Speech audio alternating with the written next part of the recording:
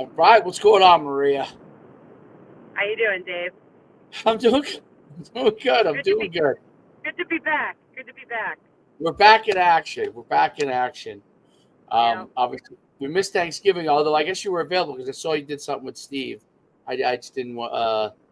My Thanksgiving was very busy. Yeah, So, all good. Yeah. um, so talk to me about the recent games with your team. Yeah, I'm trying to think of where we were at. So we're three and four, I think. So we have an Yes. opportunity to we have a game tomorrow at Plymouth State. So I'm driving up to campus now. As you see on my headline there, I'm the greatest car podcaster in the universe. That's my new thing. 'Cause it seems to be the only time that I can get like time is when I'm in the car. 'Cause I'm in the freaking car so much. But we got a 4.5 hour bus ride up to Oh, Plymouth State. So we're staying overnight tonight, and we play tomorrow at 12. oh, that's Um, good. That's not yeah, bad. it's cool, but it's the first time it's a league game, and it's on the road. So we take the bus up with the boys team, which I think will be cool to build some camaraderie with them. So they'll be at our game, and then we'll stay for their game, and then drive back tomorrow. So I'm looking forward to it because we haven't really had an opportunity to do that yet. So yeah, so we won. We lost our first league game on last Sunday. It was probably our worst performance of the year. We were still in it, but we were just out of sync.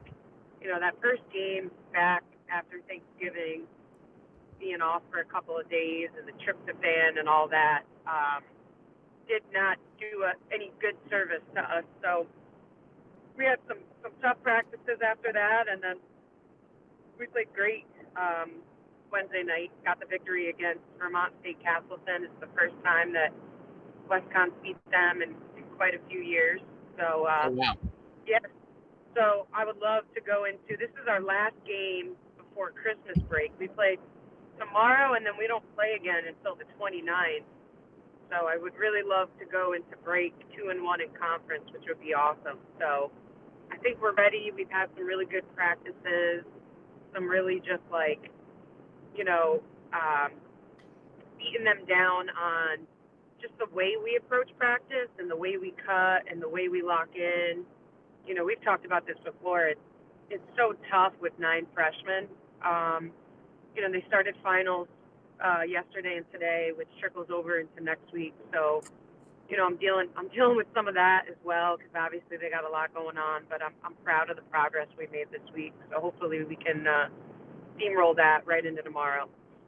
That'll be phenomenal. And of course, I'm frozen now, so now I'm gonna leave and come right back, Maria. See, I think it's you, man.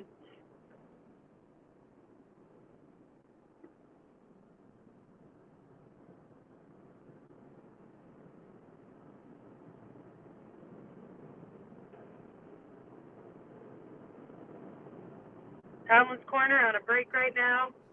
I think I know what it is.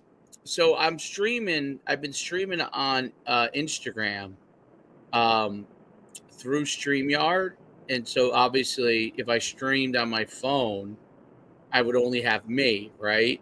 But when I stream it through this like through StreamYard, and you got to put this code in and everything, and it works great. I mean, like it's been getting a lot of like a ton of following, but I feel like it makes it choppy on the actual StreamYard app for some reason. I don't know on my side, not your side because you're not accessing that internet part. So it's weird. But Right. anyway, that's not here or there.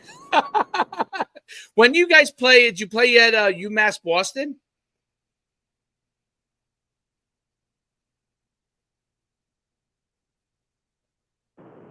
So we played UMass Boston last Sunday at home. We will play them at UMass Boston. Oh, okay. I think it's in January at some point. Yeah, we play. So all of our conference games we play home and away. So we play How'd everybody you guys do home and against everybody. them? So that's the team we lost to on Sunday, which, in my opinion, like I said, we played our worst game of the season probably, just from like Okay. an execution standpoint and whatnot. We lost by 11, so we were still in it. Um, we just can't seem to string two like back-to-back really good games in a row. Again, like I said, it was after Thanksgiving, so everybody had been away for a couple of days, which stinks. But yeah, we'll see them again up there. Good. My sister's the athletic director there, so at UMass Oh, right. Boston. Yeah, that's right. You told me that. Yeah. So I'll Yep. make sure when we play up there, I'll make sure to introduce myself. Yeah. Yeah, their coach was intense, man. She was like, Oh, really? wasn't super. Yeah, she wasn't super friendly before after the game, but Oh, you know, really? yeah, I don't know. I don't know. I actually had like, I was sick the day before that Right. into that game, so I was a little under the weather, so I came down a little late to get not like late to the gym, but just to come down onto the court. So hopefully I'll get to chat with her a little bit when we play up there. But yeah, it's we're in a tough conference. There's a lot of really good teams. I think we have two teams, maybe even three teams in our conference that are ranked. Um, UMass Dartmouth, RIC, and I think Eastern's up there now too. So um, yeah, we got a tough road, but I like where we're at. I think because we have so many freshmen, it's every time you play us, it's kind of a variable because you can't really scout freshmen that well, because you're not sure. I feel like every game I get two freshmen that come out and like do some stuff they haven't done before, which is awesome to see. So, I'm like I said, I cannot wait to get to break where we get these kids at practice every day consistently, so we can all get on the same page. It's just wild when you're dealing with 6 or 7 at a time and you got to reteach stuff. So it'll be good for us. No doubt about it. It's Yeah. yeah. What do you think with your Huskies recently? Yeah, they in the first half versus Holy Cross the other day, but then they came Okay. out.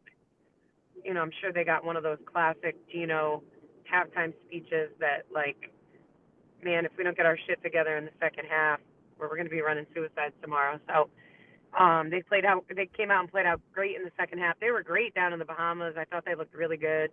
Sarah Strong, the freshman, is Oh, have you gotten a chance to watch them play? yep. Well, yes, I've seen her play.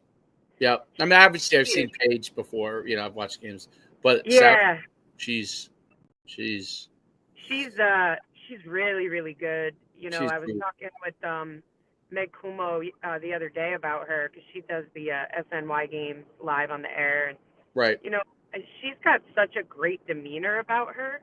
Like you look at her and you're like, this kid's a freshman.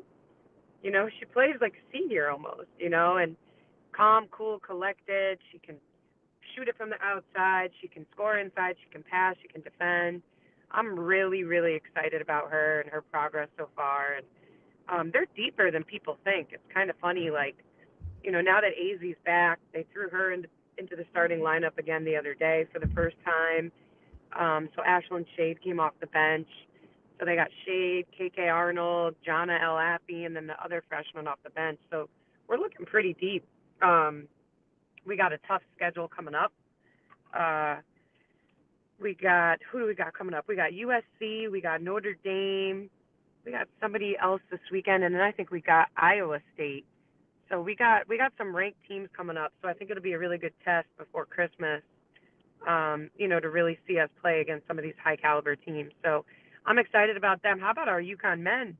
Holy cow, Maui was a disaster. Yeah. Yep. That was uh No, not that, great. we talked about it the other day. I talked about it the other day with Steve and Joe D'Ambrosia, and it was well, part of it I think is this, like, Hurley doesn't really want to do that anymore. So I'm sure nobody had a great attitude, even though it's beautiful. I don't know. I'm sure I don't know. You cannot have a great attitude coming in, but I don't think that there was like something they were excited to be at, and I don't know how. I think he's experimenting with lineups, like, because if you saw what he did the last game against Baylor, they played great. Now, obviously, it was at home. That's a bit, and this. Gample's a huge, huge advantage, I think, for UConn. Girls and guys, and women and guys. So, I think that it's so I think that obviously helped being back home and all that kind of stuff. But But yeah, I think he's, there was a 3-game stretch where they lost 3 games in a row for the first time in a couple of years. And, but I think part of it is if you watch what he does, he's trying to find that magic formula. To me, he's like a mad scientist kind of coach too, where he's trying to find a magic formula. And I'm not saying he doesn't want to lose games, but he's willing to figure out what it is to get the right group on the floor, the right subs on the floor, and the right mix of people playing together. And sometimes that results in some short-term problems, but long-term success. In 2022, that happened for a very long stretch. I think they lost like 6 of 8, and then they end up winning the championship. So that was in the middle of the season. So it's interesting to see his strategies on things, and like, is that what's going on in his head? You know what I mean?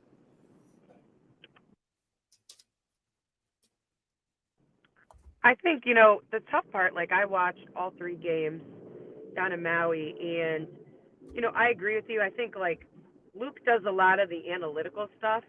So they look at a lot of analytics when they're doing some of these lineups to try, it's almost like Moneyball with them, right? Like what are the best percentages from each guy in specific areas in different pockets. It's a different way of looking at the game, as far as the way that the game has changed. I think a lot more coaches are looking at analytics more, instead of just like, hey, here are our 5, here are the 2 subs off the bench.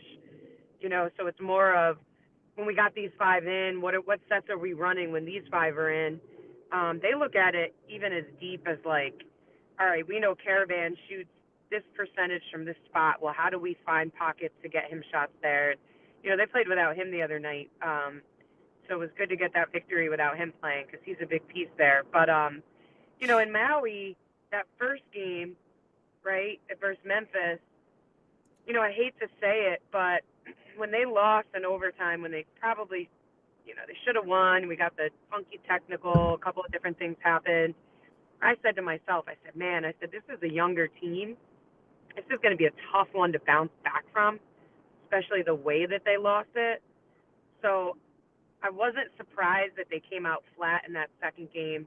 And then so the assistant coach at WestCon, his dad is one of the coaches for Dayton. So I've watched them play a couple of times, and their defense is funky, and they grind. So when we lost that second game, I was like, man, I said to the assistant at WestCon, I go, I think you guys are going to blow us out. He's like, nah, you're crazy. And then the next day he was like, wow, you're spot on. And I was like, we just weren't in a good place offensively to match up with that kind of defense, in my opinion, especially on a third back-to-back. It was just tough. So, it stinks. You can come out of there and say, yeah, you don't love the 3 games back-to-back, but I think if they would have pulled out that first one, that tournament would have went very differently for them, because that's a big blow with no day recovery to come and bounce back from. Well, So especially I think part of it is obviously they have so many new starters, right? So that mesh is a exactly. big deal. Like Caravan's is that the only returning starter? Yeah, Yeah, it is, yeah. because he wasn't starting. And then in that first game, he didn't start Diarra. I thought Diarra played great at the end. And then I think he moved Diarra into the starting lineup that second game. Another thing too is, like, Samson's got to stay out of foul trouble, man. Like, Yeah. him and Reed are in foul trouble every single game, and they don't, like, last year Samson got into foul trouble a lot, but you didn't have to worry about it because you had Klingon. You know, And he didn't play that much. He was really a spot duty. yeah, and he still got into foul trouble even with his spot Yes. duty last year. Absolutely. So I'm not surprised, but they got to figure out a way to keep him out of foul trouble, because he's fouled out like almost every game this year. It's crazy. Is So that because he doesn't move his feet, or he comes down when he's always trying to block a shot? I mean, to me, it's almost like a timing issue. Because okay. he's in position a lot, and I don't know if it's his timing is just off in general or what, but he's got to find a way to get to those spots and get vertical, and not bring the arms down. And he's not as thick as Klingon was, right? Yep. or some of the bigs that we've had in the past. So he's given up a little bit in size from a width perspective. So he's got to make up for that with his length. And they got a tough road, right? Like they're at Texas for their next game, I think, on Sunday, and then they got Gonzaga at Madison Square Garden. So Right. no rest for the weary here. So I was glad to see them pick up the win against Baylor because, they could have potentially lost another 3 in a row. I mean, it's crazy. And they have I think another those tough teams one are coming almost, up. Who's the tough game they have coming up next? They have another one. Oh, Texas. yeah, they're at Texas Sunday, and then they're at MSG versus Gonzaga. So Oof. yeah, it's not an easy road, and obviously Baylor's good and ranked. So they have a really tough out of conference schedule. I still think that they'll steamroll in the Big East.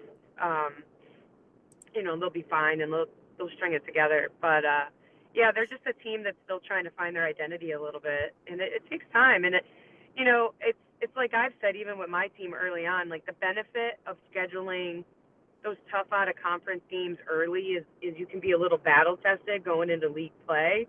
But Right. when you got a young team and you don't have your identity yet, it makes it tough when you're playing teams that maybe have some veterans or have some other stuff going on. So no doubt Hurley and those guys will bounce back.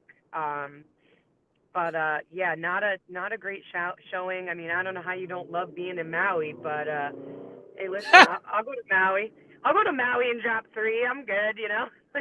There are That's worse places to drop 3, but yeah, obviously he's super competitive, so you want to win. But yeah, they'll be fine. It's I exciting. guess There's they so don't many, like that so many. travel length, the time in the air. Yeah, I mean, it's tough, but it's tough for everybody. That's Right. going out there. Right. I mean, Memphis is coming from out here. Dayton's coming from out here. So, it's not like those teams are in Seattle or California and it's an easy flight. So, everybody's got to adjust. The 3 games in a row is back to back to back is tough regardless. Like the only time you really see that is in the, obviously in the postseason tournament. Um, so a lot of kids, especially freshmen, aren't used to that intensity that many days in a row. So that from that perspective, I see where he's coming from. That's tough. But hey, what are you going to do? So, Yeah. No doubt. but It's just, yeah, there's been so many good games early on, both on the men's and women's side. I'm like, I love it. I'm geeking out. I'm watching games every night. Last night I watched Notre Dame versus who the heck did they play last night? Texas. That was a good game. It went into overtime for the women. Notre Dame pulled it out. And then it was South Carolina Duke. So that was a really good game. South Carolina was blowing them out. Duke came back a little bit, but there's been some really good games. It's exciting. yeah. Well, basketball season's in full swing. This is like these couple of weeks are like the coolest sports weeks in the sense that you got a ton of basketball games and you got all these championship football games, and then through Yep. bowl season it's cool like that, and then it shifts to basketball. So Yep. it's fun from a television standpoint. You get all the stuff like it's on all the time. Yeah. And then you throw the Anything you want. NFL in there, and it's like, Yep. it's awesome. So It's great NFL game last night. Detroit Green Bay. That was a good one. oh yeah, Detroit's They're good. rolling. Oh, they're really good.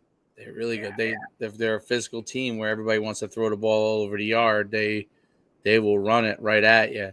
So Yep. they're that's what shifted it in football. It was all about it's been all about spread offenses, and now you have teams in pockets like Michigan last year, and then Detroit in the NFL this year that are running the ball and having a lot of success. Like everything goes in circles. So if you go and get yourself a bunch of guys that can run, well, you know what? If you got now you got guys that are a little bit lighter in the ass, and now you can run right at those guys, and they're not as physical, and so it's very interesting how like football keeps evolving. Even at the high school level, that's kind of happening too. Like people had evolved to spread. Like everyone wants to run spread, and then now there are teams that are winning. Most of the teams that are winning are just coming right at you, like literally coming right at you and running right the ball right at you. And then they have the ability to throw, but they're coming right at you, and because a lot of these teams are playing teams that throw the ball, so they're not prepared for it. Yep. But it's interesting. So it's interesting even at the NFL that's something, because you can choose the players you have, but there's only so many guys in a roster, so you kind of have to pick and choose what you want your defense to do. And if most teams are throwing a lot, and all of a sudden the team starts running the ball at you, it can be difficult. So Yeah, it's like old school almost, right? Like, yeah, it is. Yeah. Oh, I definitely. think back in the day, that's what it was. It was all running backs, and yeah, I love to see. How about that hit on Jacksonville quarterback? Did you see that? Yeah, I saw it. Oh my god. Well, yeah, I mean there's two issues on it. Like issue one is when the quarterback gets down, like if it gets down late, like he did in that case, where he just kind of dove right down as you saw him coming, it's definitely an issue for the defensive player. But he led with his forearm, so like you would want to defend him and say, okay, if he had made contact with him wrapping up, you could say, okay, he was wrapping up, he got a penalty, but he got thrown out because he obviously led with his forearm when he looked at it. So that becomes part of it. But that's a weird that like most of the time it's not an issue, but it's a weird thing for defenders if you get down late, as Trevor Lawrence did there. But it's the game is it's kind of like I go back and forth on it. Like I understand from the defender side of it, but at the same time, everyone's like, quarterback. Well, there's not even that many quarterbacks that are good anymore in the NFL. So as far as being able to do the job, so the starters are really, really, really valuable. So you see any team that does not have their starter, other than maybe a couple teams, they don't have their starter in, they're immediately in big trouble winning games. So it's really like a crazy situation. I mean, the Giants are the craziest of all. Like that whole group is gone. Everybody there, from GM to head coach. I'd be shocked if they kept anybody, because I don't know how you can. The decision making of both GM and head coach is so flawed. You know what I mean? It's like if the average public person can see that every decision you make is really, really, really, really out there, then there's a problem. Like you could debate it. Most of the time, you're debating whether it's not something's a good decision or a bad decision. But when things are blatantly bad decisions, it's crazy. Yeah, I mean, it just goes to show, right? Like us as a fan, we watch the game, so you're watching the players and obviously the way the game's coached. But a lot of the stuff that is decided behind the scenes plays such a freaking huge role in the day to day. And like the average fan doesn't see that. They're like, we stink. We can't do this quarterback this. But like, these are a lot of GM, manager, head coach decisions that could be prevented that just aren't. And it's sad to see. I mean, it's funny. I was saying to Cully the other day, I'm like, every week you come out and it's like, New York is going to take 2 losses unless they're on a bye week. But then I said to him, I go, but everybody forgets that Buffalo is in New York. So at least you got the Bills that are good, right? Like everybody thinks New York, they just think Giants and Jets. And I'm like, yeah, but the Bills are good. So, the Bills are good. That's right. State's got something going for them. But yeah, it's wild. I mean, I'm excited because it's really like, again, I feel like last year and this year for the NFL, at least from my perspective, and I don't know it as in depth as you guys do, but like it's really like who's gonna win the Super Bowl? Like I don't know. There's like 6 or 7 teams that I feel like could do it, if not more. Yes.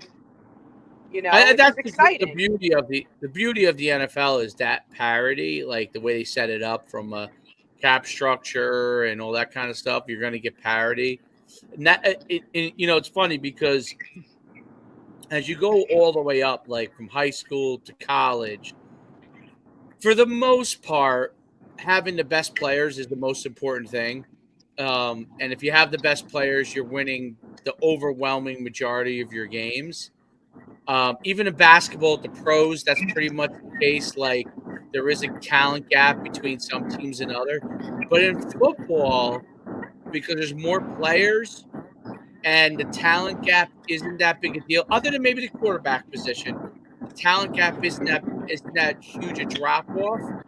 Um, I think GM and coaching decisions are actually really, really important, which in other sports, it's really about in other sports, yes, and at other levels, it's really about recruiting and getting the best players first, and then everything else kind of, yes, you might make a wrong decision here or a good decision here, but if you have better players, you're going to be in good shape for the most part. But the NFL, like everybody's got good players, and outside of the quarterback that can make a big difference, if you make even with your quarterback, if you make bad decisions with your quarterback, you can make that guy look bad. Yep. And it's almost like you want the coach to basically not fuck it up. I don't, you know what I'm saying? Like, yes, you get occasionally guys like Andy Reid who are so good at calling plays and so creative and so smart that he can really help a situation late in the game, and obviously has Patrick Mahomes, which helps. But um, but I think that for the most part, the coaches, if they do a good, like Dan Campbell, I think that at the Lions, I basically think he coaches them hard. He lets them do what they can do, and he tries to be pretty sound and not fuck it up. Like literally, let the players kind of get themselves in good positions. Don't hold them back, and not fuck it up. And it's like don't make a really bad decision that could cost you the game. Don't try to be so smart as a coach. Now that works more when you have more talent. Like I always say, you see this, and I don't know if this happens in basketball as much, but when you in football, when I see like a really good team in college play a bad team, all of a sudden they're running trick plays that go for 70 yards, and they're trying all this stuff and it works, and they're like, oh, he's a genius. Well, he also knows he's going to win this game by 40. So now, he's putting this team that's just trying to get anything they can out of their team against him. Now he's doing trick plays where they're just trying to stop the basic stuff, and he looks like a genius. You know what I mean? And then all of a sudden when they play like a really good team like Ohio State, they pucker up. They all of a sudden pucker up, and where's the genius offensive play calling? They're running like their basic stuff all of a sudden. It's like, wait a minute, we won't take a chance now against a good team. But but I think that I don't know if that happens in basketball at all. I'm curious. It's so I think basketball is harder, and I think there's more strategy in basketball because and the only reason why I say that is because every team that you play against. So like in other words, in football, right, you got your plays. If you got a run game, like you go to your run game, right? No matter how really the defense is playing, you can make some adjustments, blah, blah, blah. But like in basketball, there's so many different adjustments that you have to make on the fly depending on the specific game or the scenario, right? Like foul trouble, kids are having an off shooting night, this game you got pressure, the next game you don't. This team's playing the zone, this team's playing a man, now they're in man, now they're in zone. Every single it's not like football where you get like 30, 40 seconds in between each play call for the coach to be able to say like, hey, here's the look that I want this play. Like it's on the fly. Like as soon as the ball goes through the net and you touch it, you got 30 seconds to get up the court, call the right play, execute, and try to score, right? So it's a little faster on the fly there. Definitely. So I think, listen, the trick plays and the stuff like that. I mean, you can call a timeout at the end and crunch time, and I think some coaches outcoach themselves sometimes by trying to make too many adjustments. But basketball is different in that you might just play a team that has huge post players, and some of the stuff that you normally run just isn't going to work, right? So you got to I find myself, we're playing this team tomorrow and they play a matchup zone. I hate a matchup zone because kids think it's man, and then they go to make a cut and they're still guarded and they get frustrated and they start to overthink and they don't just play. So it's hard, right? Like, what do you play against a matchup zone? Well, you got to overload corners and things of that nature. And it's not stuff that you would typically do. So like yesterday, I had to put in 2 new looks that we're going to have to use tomorrow against the matchup zone. Where in football, you're probably not implementing that much stuff on a weekly, or not even weekly. It could be midweek to say, hey, here's how this team guards stuff. Here's how we're going to change the play for it, And maybe I'm wrong. I don't know. I think you might be wrong. I think you might be wrong. So I look at basketball as being highly strategic before the game if you're planning on stuff, but in game very, very tactical. Meaning like there's so many tactics that have to happen within the game. Like you said, if they're playing a matchup zone, you could have planned for it all you want, and then and if you weren't expecting something, then you have to tactically on the fly plan for it. Whereas I think of football as strategy. Like you have the film on the team, you have a whole week or two in some cases to plan for them, and you develop the whole entire strategy for it. And then if they come out with something, you already have your counter to it, like your counter strike has already been planned. Whereas sometimes in basketball, your counter strike has to be it may be play to play. It may be like, well, I guess that's my point, right? Is like there's not as much time in basketball to be able to plan out all that strategy and tactics on the fly. Where in football, you have a week, right? yeah, where you can do you're that. planning Now it all you out. have your plan going into that game, and then you have what is it, 40 seconds in between each play, Yes. right? So like if I had 40 seconds before we had to take the ball out and come up the court every single time, Right, no doubt. we would be awesome, right? Because I could just look at, okay, here's what they're in, here's the set that I want, but I have probably 6 seconds, not even, by the time we take the ball out to get the ball up the floor, to look at what the defense is in, call a play, and then have them execute it within the next 20 seconds. So it's just different in that way. I feel like football is a little bit more predictable in that you have your strategy going in, where basketball is like, you got to change it every 30 seconds potentially.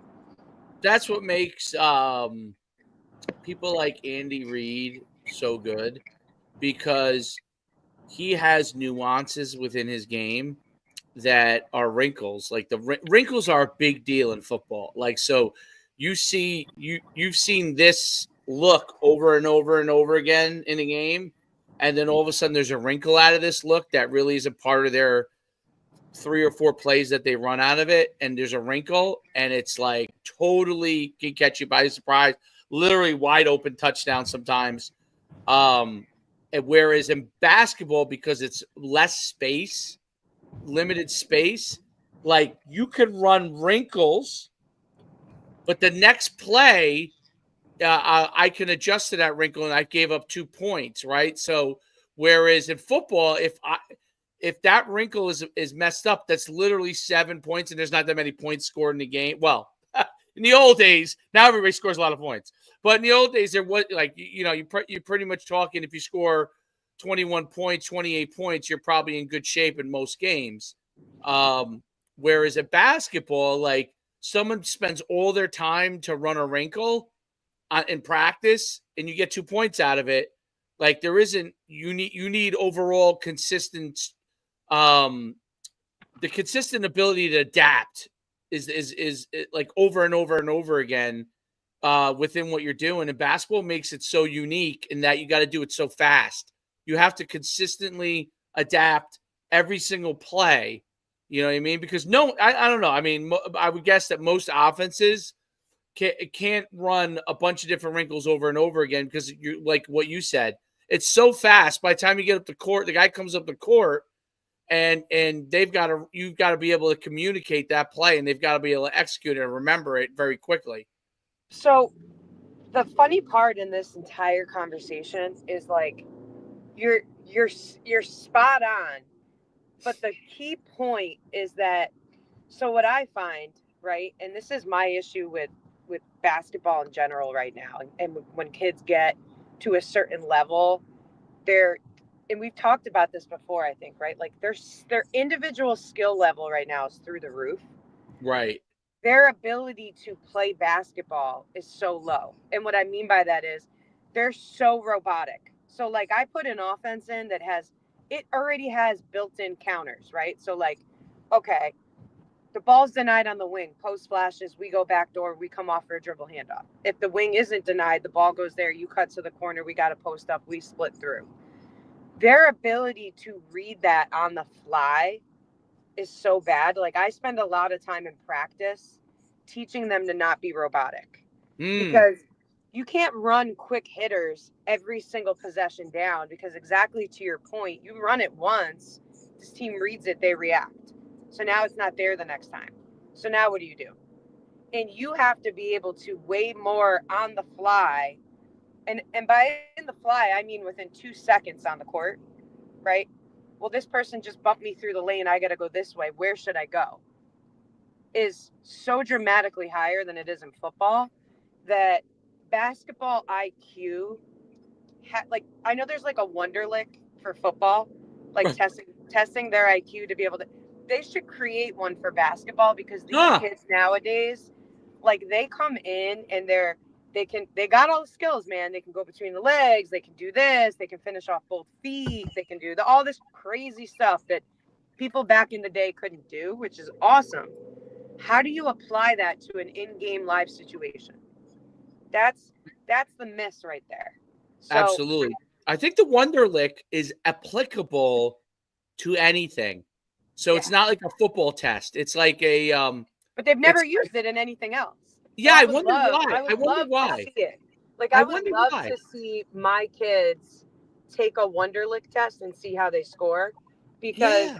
you can tell so early on when you coach a kid what kid has a high basketball IQ and which kid doesn't, because the read and react on the fly is so different, and it's so impactful. Like I'd rather have a kid that has a high basketball IQ that can't do all like the crazy in between the leg, all valuable to me, because at the end of the day, how many times are you going to go times, you know, and up and under and finish it without contact or without having to read or react to the defense? The answer is zero, right? So that's a lot of basketball that I learned back in the day just by playing pickup. Like you had to learn how to read and react and cut and play, or you weren't getting on the court. Like you weren't winning. Great point. So that's a big thing that we're working on now, is just that aspect of it, of like just play basketball, like read You and know, react. it's funny. My son said to me, is like we work on all the skills, and they see all these coaches like work on between the legs, and we work on that stuff. He said in the game, he's like, how often do I need all that stuff? I'm like, you're right. I'm like, how often do you really need it? Like, very occasionally, all the fancy dribbling.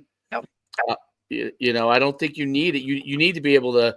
First of all, as a point guard, you need to be able to find the guy on the floor. So that's the most important thing. Get the pass to the right person.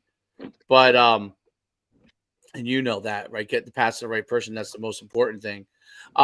You made a great point, because I'll tell you what's funny. Yesterday, was it yesterday or a couple days ago? I had on this like legendary high school coach, and he played in college too. And he used to run this. He was a big great basketball player himself, and he was like one of the first guys to run no huddle in New Jersey and all this stuff, because he tried to apply a lot of basketball principles to his coaching, and he, now he's like 60. He's won like 10 state championship. He's just a legendary coach. But it was interesting what he was saying to me, that he used to allow his kids, when running a route, to be adapt their route based off of what they see, much more than he does now. He doesn't do it. He said there's only one or two kids that he allows to adapt their route, and the quarterback knows who those guys are. because the kids are much more rigid, and he said they're much more they're really, it's what you said, they're much more skilled, but their knowledge of the game and where space and where the quote unquote pieces are going to be at all times and being able that, he said they don't know how to do it as much. And he said the reason is, in his opinion, was that football players used to go play basketball, football, baseball, track. They used to play multiple sports, and they used to play and they used to learn how to adapt. He said now the basketball coach makes you play basketball year round. So I don't get as many kids that used to play both basketball and football. You know, baseball coach has their kid play year round. And so I would agree to, if kids are all playing year round one sport from the time they're young, you're going to be very rigid, right? I think that's kind of what I look at it like. Yeah. Yep. And it's you know, I mean, we could talk about that next week. We can go really into detail with that, and I can even give you like statistics and stuff. But yeah, it's you got to run. Yeah, it makes everything harder, but it's fun. Like, it's a challenge. It is now fun. I got to develop kids that should have been developed 5 years ago. But hey, whatever. It is what it is. That's what's going to make you a legendary coach. Yeah. So, anyways. All right. Have a great day. All right, Dave. I'll talk to you soon, buddy. I'll see you later. All right. Bye. All right. Bye-bye.